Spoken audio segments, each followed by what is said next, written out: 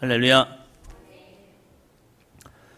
7월 21일 오늘도 주님과 함께 주의 말씀으로 동행하는 삶이 되시기를 주의 이름으로 축복합니다.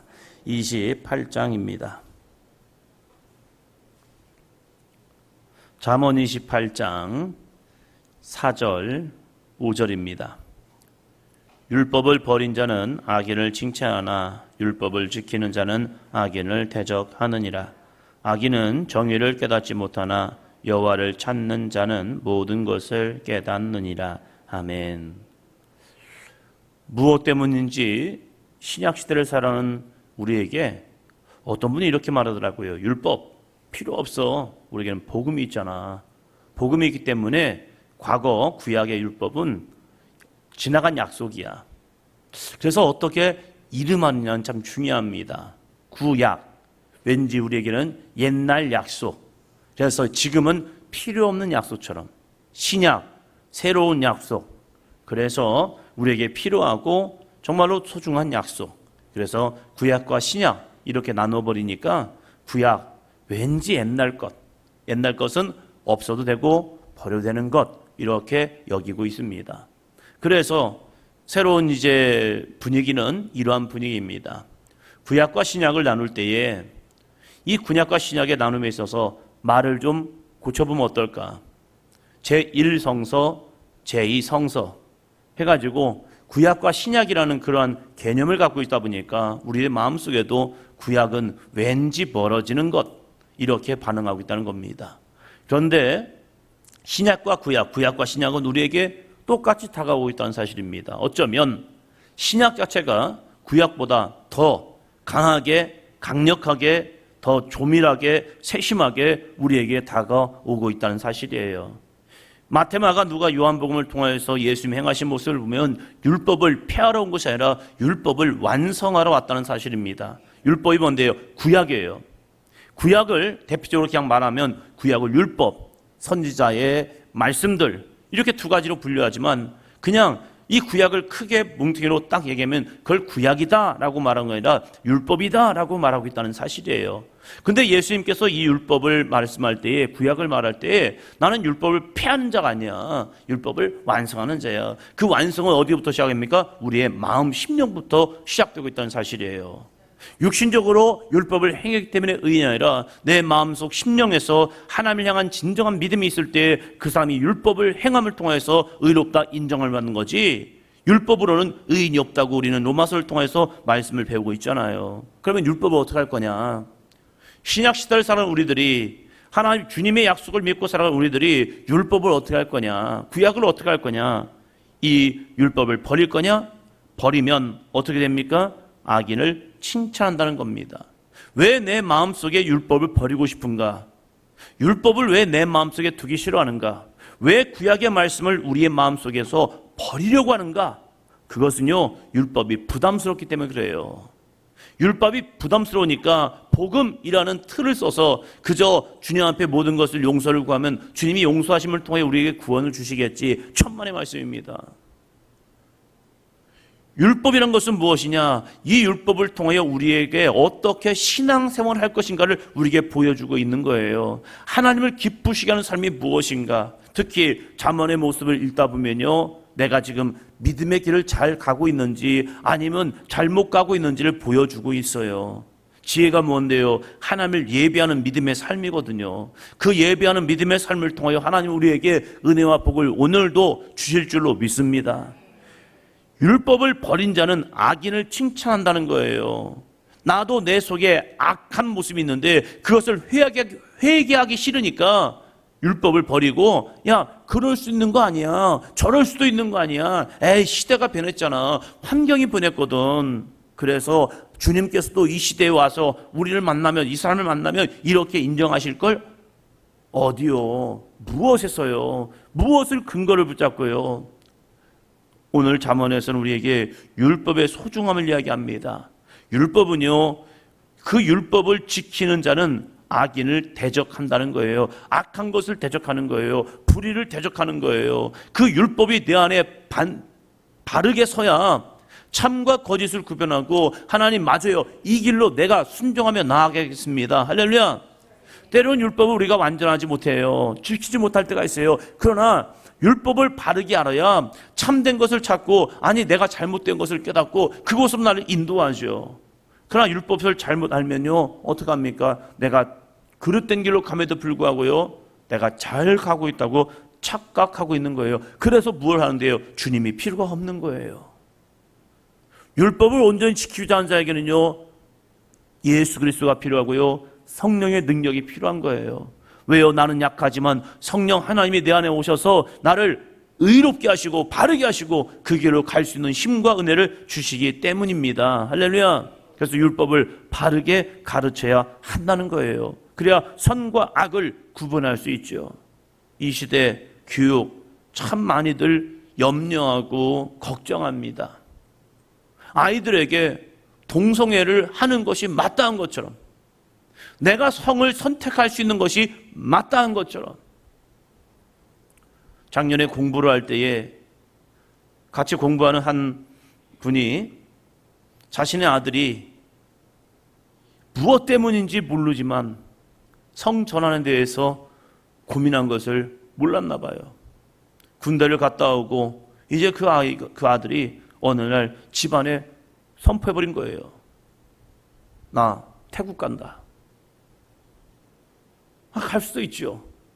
그런데 다른 아이가 다른 거예요. 거기서 성전하고 오겠다는 거예요. 아버지는 그걸 인정할 수가 없는 겁니다. 엄마는 그걸 어떻게 해야 할까? 믿음 안에서 지금 이 가정을 이끌고 왔지만 이것을 어떻게 할까? 시대가 어느 순간부터 자신의 자유를 굉장히 인정합니다. 그 인정함이 지금 초등학교 교육 속에서요, 성 선택에 대한 자기 주도권. 야, 신이 어디 있어? 신이 어디 있어서 나에게 성을 강요하는 거야. 내가 남성이 되든지 여성이 되든지 어느 순간에 내 마음속에 남성이 여성이 되고 싶고 여성이 남성이 되고 싶다면 그건 선택할 수 있는 세대야. 이러한 교육이 되고 있다는 사실이에요. 지금 망가지고 있는 이 서구의 교육들을 가지고 이것이 굉장히 선진 교육인 것처럼 우리나라에서 받아들여서 그 교재들을 그대로 번역해서 사용하면서 이것이 굉장히 앞서가는 것처럼. 그러나 어느 시대든지 율법을 버린 자는 악인을 칭찬한답니다. 율법을 지키는 자는 악인을 대적합니다. 우리 믿음에도 마찬가지죠. 교회에서 율법을 버리는 순간이요 악인을 칭찬하게 됩니다. 악한 것을 인정하게 돼요. 그러면서 아니 목사님 시대가 그렇지 않습니까? 이러고 있는 거예요. 지금 그 흐름이 한국 교회도 조금씩 밀려옵니다. 그 밀려오는 시대와 환경 속에서 우리 아이들을 지킬 수 있는 유일한 방법은요 율법을 가르쳐 지키게 하는 겁니다. 왜요? 그 율법은 뭘 깨닫는데요? 여호와를 찾는 자를, 그 여호와를 찾는 자가 하나님의 말씀을 깨닫게 되거든요. 9절 볼까요? 사람이 귀를 돌려 율법을 듣지 아니하면 그의 기도도 가증하니라. 우리가 하나님의 율법을 지키지 아니하면서 듣지 아니하면서 기도한다면, 그 기도가 응답된다면 그게 축복일까 저주일까? 내가 지금 그릇된 길로 가면서, 악한 길로 가면서, 죄인의 길로 가면서 하나님께 기도합니다. 하나님, 나에게 이렇게 응답해 주세요.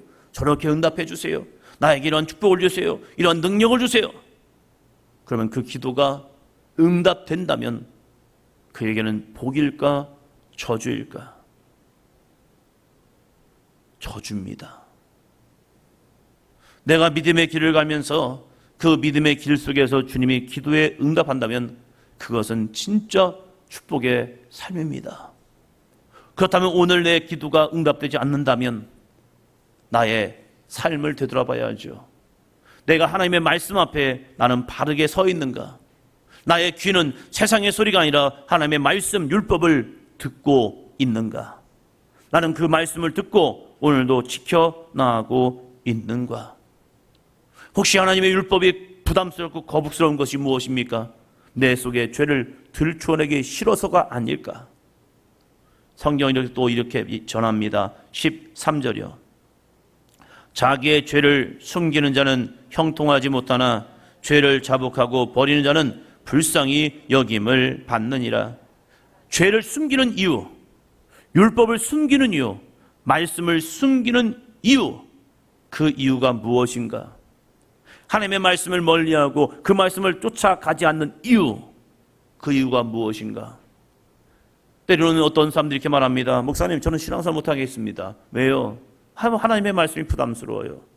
하나님의 말씀을 보니까 하라, 하지 말라, 이것이 내 안에 부대낍니다. 왜요? 그가 해야 할 것을 하지 않냐고, 하지 말아야 할 것을 하고 있거든요.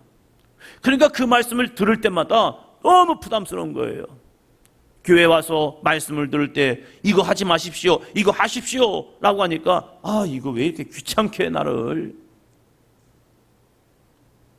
그러나 하나님의 말씀을 쫓아가는 신앙이라면요, 그 말씀이 부대끼지 않아요. 힘들지 않아요. 어렵지 않아요. 그 말씀을 통해 우리는 기도합니다. 하나님, 내가 하나님의 언약을 지키기 위해서 내가 지금도 애쓰고 있습니다. 그 사람은요, 칭찬을 받죠. 우리 아이들 한번 볼까요? 아이들이 엄마 아빠의 말을 잘 순종하면요, 늘 엄마 아빠의 앞에 서기를 원합니다. 그리고 자랑합니다. 엄마, 나 이거 했어요. 아빠, 나 이거 했어요. 그래? 너 잘했다. 칭찬받습니다. 그런데 늘 부모의 뜻을 거슬려서 자기 생각대로 자기 마음대로 막 행하는 아이들은요, 부모 앞에 서는 것이 부담스러운 거예요. 밥상머리에 앉는 것도 싫은 거예요. 왜요? 또 잔소리 하시거든요. 그런데 칭찬받을 아이들은요, 늘 부모 앞에 뭔가 보여주고 싶어 해요. 그래서 내가 이렇게 내가 저렇게 했습니다. 그러면요, 부모가 그래, 잘했다, 잘했어. 우리가 자신의 죄를 숨기는 이유가 무엇입니까? 자신의 삶이 들추어지는 순간 그걸 통하여 하나님의 책망이 무섭기 때문에 그래요. 그래서 아담과 하와가 선악과를 따먹은 이후에 하나님의 낯을 피하여 나무 뒤에 숨어버리죠. 부름에도 불구하고 응답하지 않습니다. 왜요? 내가 벌거벗었으므로 숨었나이다. 그럼에도 불구하고 자신의 죄를 숨기는 자는 형통하지 못하나 죄를 자복하고 버리는 자는 불쌍히 여김을 받으리라. 오늘부터 성경학교를 하지요. 이 성경학교를 통하여서 정말 하나님의 말씀이 그들 가운데 심겨짐을 통하여 죄가 들추어지는, 그래서 그 죄를 가지고 함께 고백하고 오늘도 우리에게 정말로 주홍같이 붉은 죄를 눈과 같이 희게 하시는 하나님의 은혜를 경험하며 그 아이들에게 하나님의 거룩한 은혜가 증거될 수 있는 삶이 되기를 주의 이름으로 축원합니다. 왜 말씀의 자리에 서는 걸 두려워합니까? 왜 우리 청소년 청년들이 말씀 앞에 서는 것을 두려워하냐 이거예요. 말씀 앞에 서면요, 내가 들추어지거든요.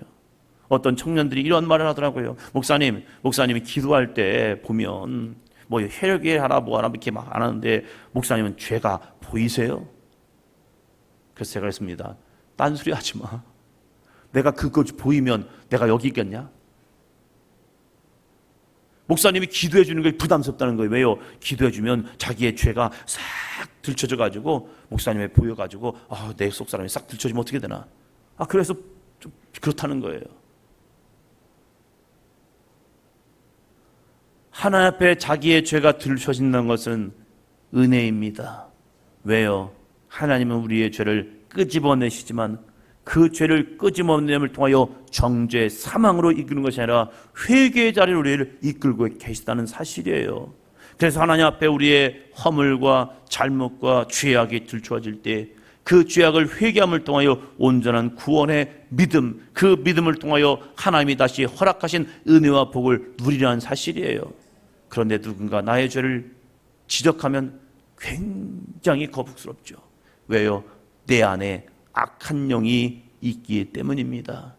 죄를 범죄케 하는 악한 영이 그 안에서 팍 터지는 순간 그것이 분노와 대적으로 나오고 있다는 사실이에요. 그것은 내 안에 거하는 내가 아니라 내 안에 거하는 악한 영이 내 마음을 격동케 했기 때문이라는 거예요. 그러면 그것은 은혜란 사실이에요. 그 은혜를 깨달으면 그 안에 있는 더러움, 그 안에 있는 죄악, 그 안에 있는 사단, 마귀의 역사를 끄집어내고 회개하죠. 내 안에 있는 나를 범죄케 하고 나를 멸망으로 인도하는 내 안에 있는 이 어둠의 역사야 사단마귀 귀신아 내 속에서 떠나갈지어다. 들추어졌다는 것은 은혜라니까요. 하나님의 말씀을 통하여 주님은 그걸 원하시는 거예요. 그리고 회개하여 구원을 받으라 말씀하고 있습니다. 그래서 우리에게 필요한 것은 무엇입니까? 30장 6절입니다. 30장 6절. 너는 그의 말씀에 더하지 말라. 그가 너를 책망하시겠고 너는 거짓말하는 자가 될까 두려우니라. 아멘. 너는 그의 말씀에 더하지 말라.